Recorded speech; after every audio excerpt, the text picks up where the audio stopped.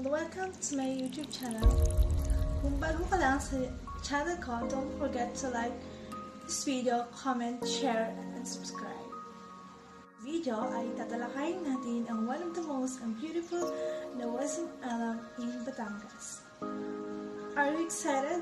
So without further ado, let's get started.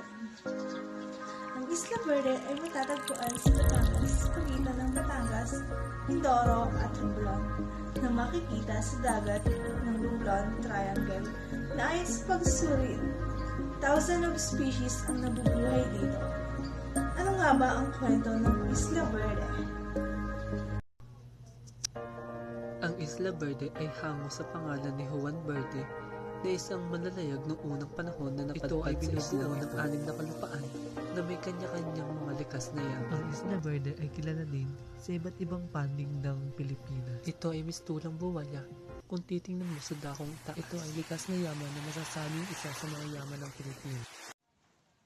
Ilan din sa pinagmamalaki nilang produkto ay ang suman, biko, kalamay, pakaskas at minatamis na sampalok.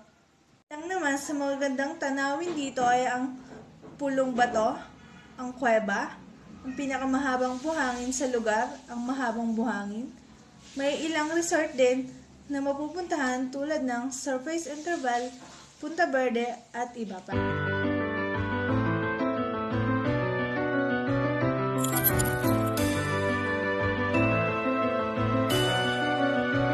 Sa pusod ng bughaw na karagatan, isang pulo ang matatagpuan.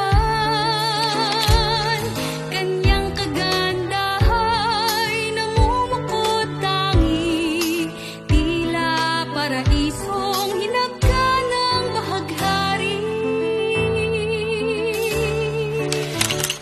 Isla Verde ang ngalang ibinansag mula kay Juan Verde, isang manlalayag.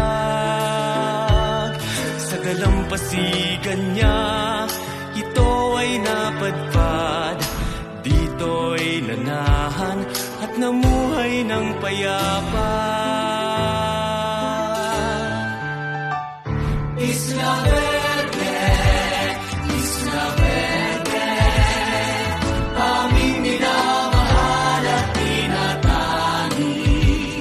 Isla Verde, Isla Verde, habang buhay kay pagpupunyi.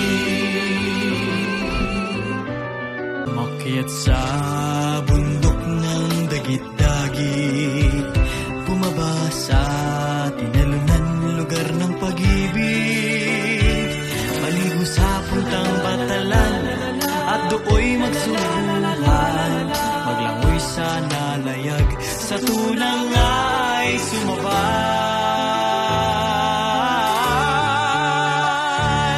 Kayo ba ay na-excite sa islang ito? Huwag na magpahuli. Halina sa bayan ng Isla Verde. Isla Verde, Isla Verde, aming minamahal at tinatangi. Isla